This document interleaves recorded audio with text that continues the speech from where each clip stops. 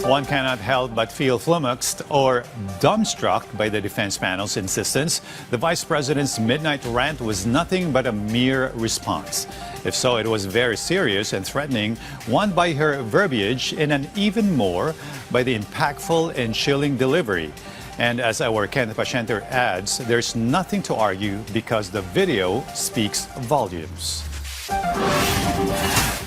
What more needs to be proven? That was the palace's response to Vice President Sara Duterte's statement, claiming that the prosecution has presented no evidence regarding her alleged threat against the president and two other individuals. Palace press officer and PCO Undersecretary Claire Castro said the vice president's alleged threat was clearly made during her online press conference in November 2024. She questioned how anyone could say there was no basis for the allegation when, according to her, the vice president herself said she had already spoken to an assassin to kill President Ferdinand R. Marcos Jr., First Lady Liza Marcos, and former House Speaker Martin Romualdez.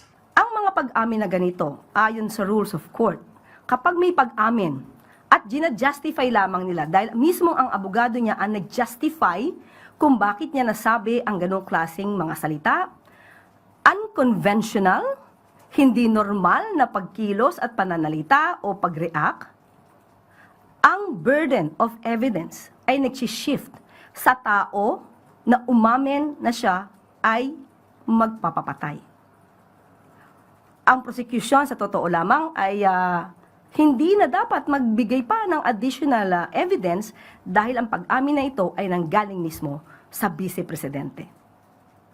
Dapat sila magpatunay ng justifiable reasons nila kung bakit nila ito, or rather, bakit niya ito ginawa at sinabi.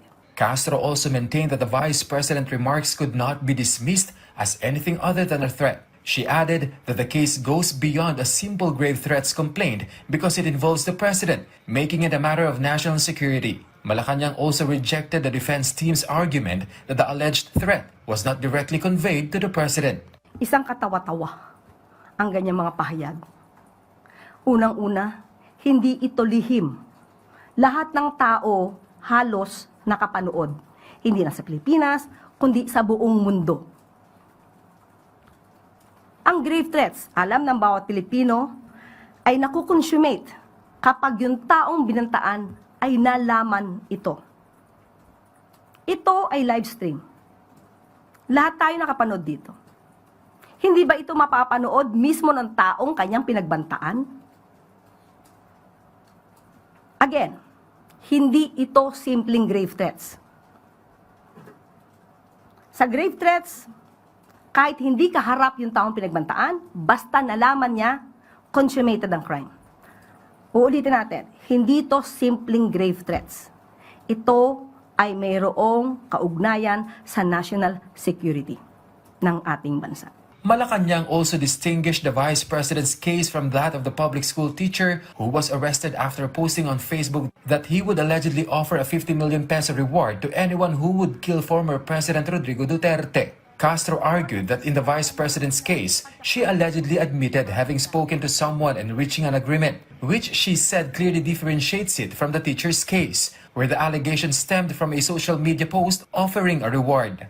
Kung yung isa ay pinakulong, wala pang kausap, wala pang nagsasang-ayon sa pagbalak na patayin ng dating Pangulong Duterte, pero ang Vice Presidente natin, may nakausap, may sumang-ayon, nagkaroon ng kumpletong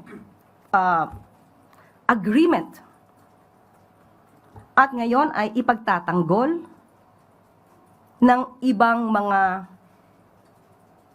senador. Dapat ang katotohanan ang lumabas dito, ang katotohanan para sa taong bayan. Huwag natin palabuin ang kwento para lang magligtas ng sinuman. Katotohanan ang nais ng mga kababayan natin dito. Kenneth Paciente for the Nation.